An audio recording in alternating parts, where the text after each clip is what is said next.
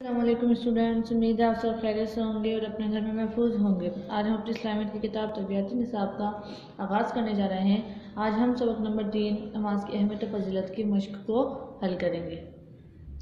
यहाँ पर आपको 3 सवाल दिए गए हैं। सबक में सवाल नंबर 1 है नमाज किसे कहते हैं, सवाल नंबर 2 है नमाज का दर्जा दीन में कैसा है और सवाल नंबर 3 है जमात के साथ नमाज पढ़ने से कितना सवाब बढ़ जाता है।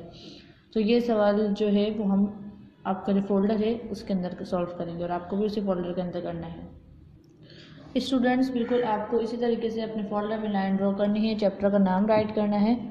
उसके बाद सबसे पहला सवाल है आपके पास, सवाल नंबर 1, नमाज किसे कहते हैं।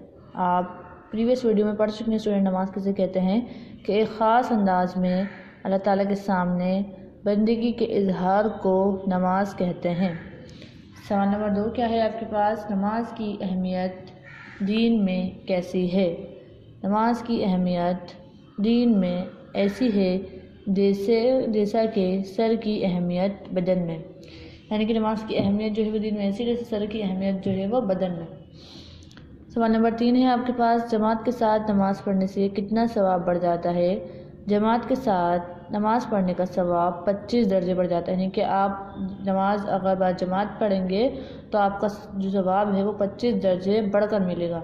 वैसे तो आप नमाज अगर घर में पढ़ें किसी मजबूरी के तहत तो सवाब तो आपको मिलेगा, मगर आप अगर बाजमात नमाज के साथ अदायगी करेंगे नमाज की तो आपको 25 दर्जे बढ़कर जो है इसका सवाब मिलेगा।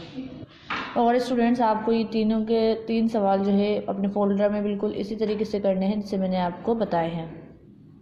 उसके बाद आपके पास सवाल नंबर 4 है, खाली जगह पुर करें।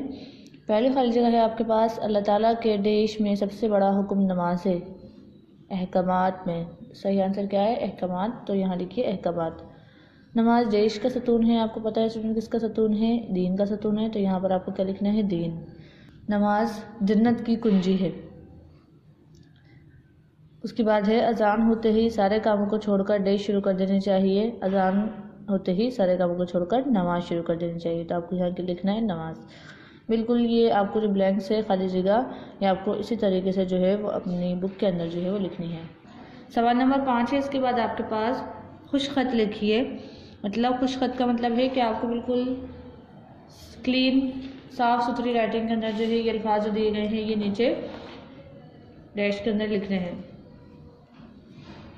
इसके बाद सवाल नंबर 6 है आपके पास, हम मायने अल्फाज के गिर्द दायरा और मुख्तलिफ मायने वाले अल्फाज के गिर्द चौकोर खाना बनाएं। हम मायने अल्फाज के गिर्द आपको क्या बनाना है, दायरा, जैसे चाबी, कुंजी और ताला। चाबी और कुंजी जो है वो हम मायने अल्फाज हैं तो इसके गिर्द क्या बना है, दायरा, और ताला जो है वो हम मायने अल्फाज नहीं है तो इसके गिर्द क्या बनाया है, चौकोर खाना। इस तरीके से इबादत, गुनाह और बंदगी, जैसे हम मायने अल्फाज क्या हैं, इबादत और बंदगी, तो इबादत और बंदगी के गिर्द आप क्या बनाएं, दायरा, और गुनाह के गिर्द क्या बनाएं, चौकोर बॉक्स। इसी तरीके से बदन, इसके बाद क्या है आपके पास, बदन, इमारत और जिस्म। बदन, इमारत और जिस्म में हम मायने अल्फाज क्या हैं आपके पास, बदन और जिस्म।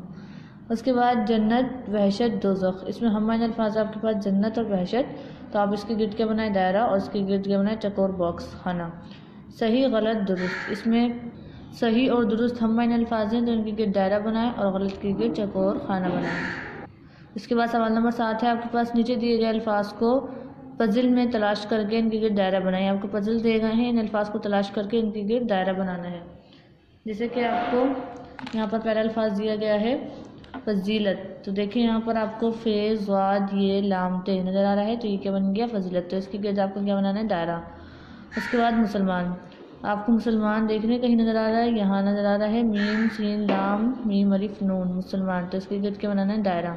तीसरा क्या है, एहतमाम, देखिए आप अलिफ है, ते, मीम, अलिफ, मीम, तो ये क्या बना, एहतमाम, तो इसके गिर्द क्या बनाना है, दायरा।